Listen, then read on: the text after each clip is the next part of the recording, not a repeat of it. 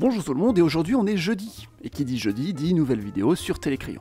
Je vais parler de Dubaï, mais aussi de manière générale des Émirats Arabes Unis et des autres métropoles concurrentes dans la péninsule arabique. Dubaï c'est aujourd'hui une métropole de 3 millions d'habitants, célèbre pour ses grands gratte-ciel dont le plus haut du monde, la Burj Khalifa.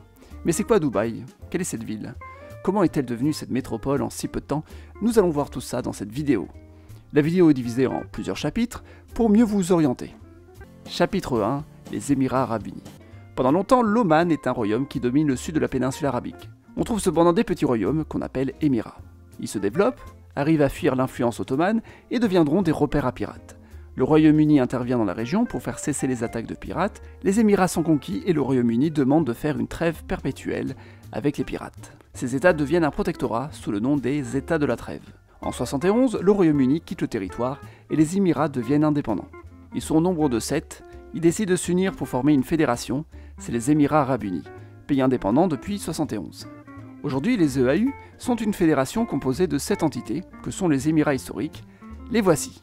L'Émirat d'Abu Dhabi, de Dubaï, de Sharjah, d'Ajman, qui est encerclé par celui de Sharjah, Al-Qawain, de Ras El Khaimah, qui est coupé en deux, et enfin l'Émirat de Fujairah, qui coupe en deux le précédent. Ces émirats sont très inégalement répartis, mais en même temps il y a beaucoup de déserts. L'Émirat d'Abu Dhabi compte plus de 75% de la superficie. En termes de population, là encore c'est inégal, 3 émirats comptent plus d'1 million d'habitants, et un émirat compte moins de 100 000. Politiquement, les 7 émirats sont dirigés par les 7 familles tribales, chaque émir fait ensuite partie du Conseil suprême fédéral et doivent élire le président à vie. Dans les faits, c'est toujours l'émir d'Abu Dhabi qui devient président, et celui de Dubaï vice-président. Pour le reste, c'est une dictature. Chapitre 2, les Émirats de l'Est. Les deux émirats plus à l'Est sont peu peuplés. Ils ont chacun une ville importante, Ras Al Khaimah qui compte environ 120 000 habitants, on peut dire que c'est la 4e agglomération du pays. On y trouve un aéroport international, plutôt petit et centré sur des destinations au Moyen-Orient ou l'Inde. Ras Al Khaimah fait partie des Émirats sans pétrole, il doit donc survivre économiquement avec les services. Beaucoup plus petite que Dubaï, on peut dire que c'est une mini-Dubaï, ou du moins une Dubaï moins populaire. Il n'y a pas vraiment de gratte-ciel, mais de grands hôtels sur le littoral éloigné du centre-ville. Fujairah est la capitale d'Émirat la plus à l'est. Elle se trouve sur l'océan Indien directement, ou du moins dans le golfe d'Oman. La ville compte 100 000 habitants environ, ce qui en fait la 5e agglomération du pays. On y trouve quelques gratte-ciel, dont la tour Al-Jaber, haute de 170 mètres, construite en 2008, ça fait là encore mini Dubaï. En tout, ces deux émirats comptent un peu moins de 600 000 habitants. Chapitre 3, Abu Dhabi. L'émirat d'Abu Dhabi compte 2,7 millions d'habitants, et on y trouve 2 agglomérations principales. La première c'est Abu Dhabi, la capitale de l'émirat, et aussi capitale de la fédération. L'autre c'est Al Ain, principale ville de l'intérieur. Al Ain se trouve à côté d'une oasis, et c'est une agglomération de 700 000 habitants, soit la 3e du pays. Du coup ça rigole pas pour une ville dans le désert. Il n'y a pas de gratte-ciel et on y trouve un petit aéroport international. Revenons à Abu Dhabi, capitale fédérale. L'agglomération compte 1,8 million d'habitants, soit la 2e du pays, et là on peut dire qu'on a affaire à une 2e Dubaï, une véritable concurrente. On y trouve de nombreux gratte-ciel dont le plus haut fait 381 mètres, c'est le World Trade Center. Une cinquantaine de gratte-ciel font plus de 150 mètres. Pour vous donner une idée, il y a environ 80 gratte-ciel de plus de 150 mètres dans toute l'Union européenne. L'aéroport d'Abu Dhabi est le 2e du pays. En 2018, il comptait 22 millions de passagers, soit le 50e aéroport d'Asie. Économiquement, Abu Dhabi n'a pas à se plaindre. L'émirat comptabilise 95% des réserves de pétrole du pays. Et c'est pour ça que c'est l'émirat avec le plus gros PIB par habitant. Chapitre 4, l'agglomération de Dubaï. Les 4 autres émirats font partie de l'agglomération de Dubaï. De Dubaï au sud, en passant par les capitales d'émirats Sharjah, Ajman et Al-Qawain, Dubaï forme une agglomération de 4 millions d'habitants. Et au centre de cette agglomération, on trouve l'aéroport de Dubaï. Avec 86 millions de passagers en 2019, c'est le 4e au monde. Cet aéroport est entièrement international, il ne compte pratiquement que des vols venant de l'étranger, vu la petite taille du pays. En 2020, Dubaï a donc vu son trafic baisser énormément. À part ça, gratte-ciel et économie diversifiée, Dubaï n'est pas centré sur le pétrole, mais sur une économie de services, mais c'est ce qu'on va voir de suite après. Chapitre 5, réseau du pays. Avant de se concentrer sur Dubaï en particulier, regardons un petit peu le réseau urbain des Émirats Arabes Unis. Les 5 principales agglomérations sont placées sur la carte. Ici on trouve toute une chaîne de montagnes, et le reste c'est pratiquement du désert. Il n'y a pas de chemin de fer dans ce pays, tous les réseaux sont routiers. Le principal axe est celui qui longe la côte des pirates. L'autoroute E11 va de Ras Al Khaimah jusqu'à Abu Dhabi. L'autoroute E22 relie Abu Dhabi à Al Ain et la E66 Dubaï à Al Ain. Fujairah est elle aussi reliée par autoroute jusqu'à Sharjah dans la banlieue de Dubaï. À cela s'ajoute aussi une doublure de l'autoroute entre Abu Dhabi et Dubaï, et même une autoroute dans le désert pour aller jusqu'à la frontière de l'Arabie Saoudite vers le Qatar. Et à Dubaï, le réseau est encore plus dense, avec de très grosses voies. Dubaï est pour le moment la seule ville avec des transports en commun en site propre, un tramway et un métro. Le métro est entièrement automatique et dispose de la plus longue ligne de ce type au monde. Chapitre 6. Les origines de la richesse de Dubaï.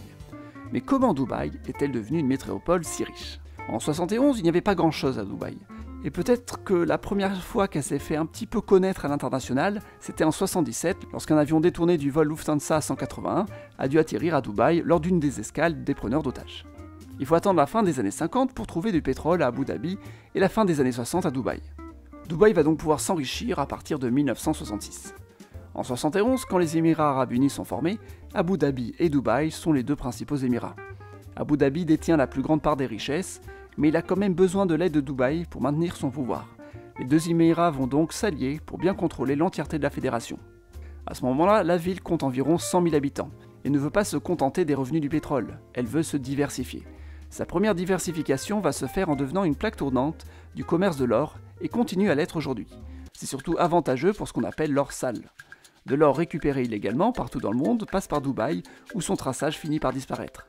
Cet or doit ensuite transiter vers d'autres pays. Par exemple, la Suisse déclare ne pas recevoir l'or provenant de certains pays d'Afrique en guerre. Mais elle le reçoit depuis Dubaï.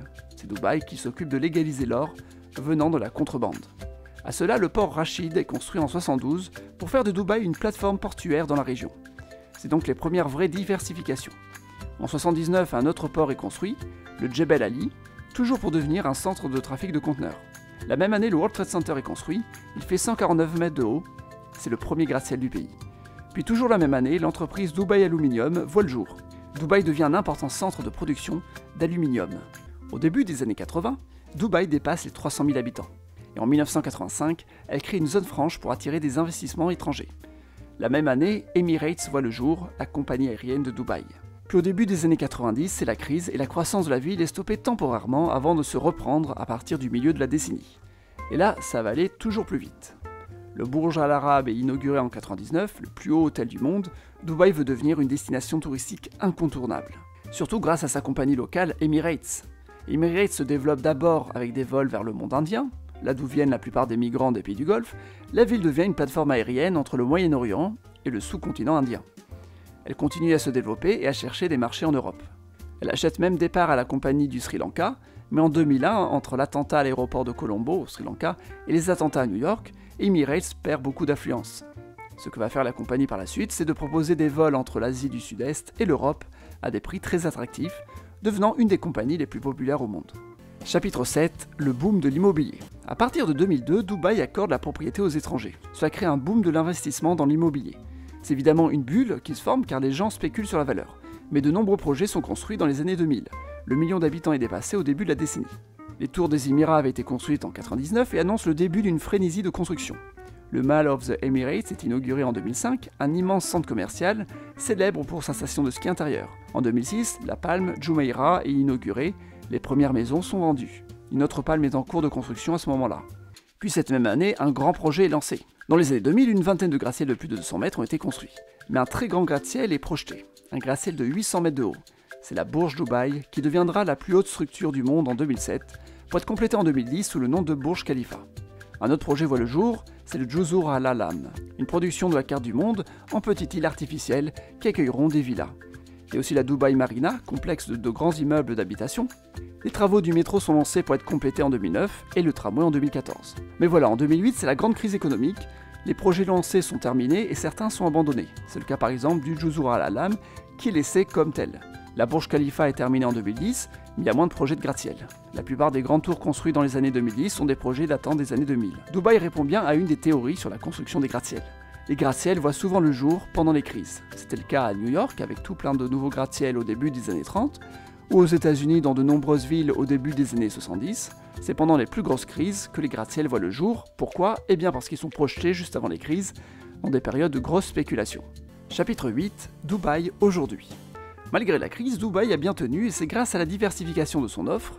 Dubaï n'est plus une ville pétrolière, mais une ville qui a réussi à investir grâce au pétrole. Aujourd'hui, c'est la première destination d'investissement au Moyen-Orient, avec ses taxes presque inexistantes, et c'est la première destination touristique. Le nombre de touristes est passé de 1 million en 1994, ce qui était déjà pas mal, à 15 millions en 2016. Le pays est très ouvert aux ressortissants des pays d'Occident, et Emirates est une des plus grandes compagnies aériennes au monde. La position de Dubaï est très avantageuse pour les avions. Elle se situe à mi-chemin entre l'Europe et l'Asie du Sud. Et beaucoup d'Européens veulent passer leurs vacances en Asie du Sud. Emirates leur sert donc d'escale et en même temps de destination touristique temporaire. Aujourd'hui, il y a de nombreuses autres compagnies concurrentes, Qatar Airways à Doha, Etihad Airways à Abu Dhabi, Saudia à Jeddah, mais aucune de ces villes n'a l'aura de Dubaï, bien plus réputée touristiquement. Dubaï est la première ville à être devenue une destination touristique dans la région. Les autres villes passent pour des copies. Mais contrairement à Dubaï, ces villes vivent surtout des matières premières. On estime à 100 000 les chambres d'hôtel disponibles dans cette ville, soit un des plus gros scores au monde. Las Vegas en a 180 000 pour vous donner une idée, c'est la première ville au monde. Dubaï peut facilement devenir une plateforme de convention comme les Las Vegas. En 2021, Dubaï accueille l'exposition universelle. Le port de Dubaï est le premier du Moyen-Orient. La ville est très bien placée sur le golfe Persique, entre les ports pétroliers et le reste du monde. Le port est une zone franche et permet une très grande facilité d'investissement et une taxation très faible. Les Émirats Arabes Unis sont considérés comme paradis fiscal. Dubaï a évidemment besoin d'une très grosse main-d'œuvre pour faire marcher toute l'économie. On estime qu'à Dubaï, environ 95% de la population est étrangère. C'est environ 90% à l'échelle du pays. Dubaï et Abu Dhabi sont deux villes peuplées presque entièrement d'étrangers. Sur les 8,5 millions d'étrangers que comptent les Émirats Arabes Unis, on estime que presque 5 millions d'entre eux viennent du sous-continent indien. Inde, Pakistan, Bangladesh, Sri Lanka. Le reste est réparti entre l'Iran, les Philippines et de nombreux autres pays d'Asie. Il existe aussi une communauté occidentale. Cette main-d'œuvre est très bon marché, presque réduite en esclavage avec des conditions très précaires. Elle a permis à Dubaï de devenir une ville très riche. Les premières vagues de migrations indiennes dans le golfe Persique datent des années 70. Elle a permis de remplacer l'immigration des pays arabes. Après la guerre du Golfe, ce qui crée une scission dans le monde arabe, les pays du Golfe préfèrent privilégier les migrants du sous-continent indien plutôt que ceux du monde arabe. Après 2001, elle se renforce encore plus. Aujourd'hui, certaines régions d'Inde dépendent de cette émigration. C'est le cas du Kerala, dont une partie du PIB dépend des fonds de migrants. Ces migrants travaillent sur les chantiers, dans les services, une partie sont dans la prostitution. Au milieu des années 2000, on estime à 800 les ouvriers mourant dans les chantiers chaque année aux Émirats. Mais on ne connaît pas les chiffres d'aujourd'hui, très opaques.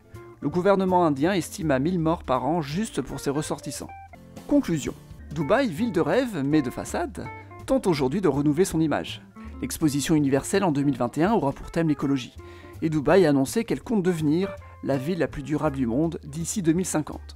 Pour le moment, c'est pas gagné, la ville est considérée comme à l'opposé des normes écologiques, entre la climatisation en extérieur, la consommation d'eau en milieu aride et l'utilisation massive de sable.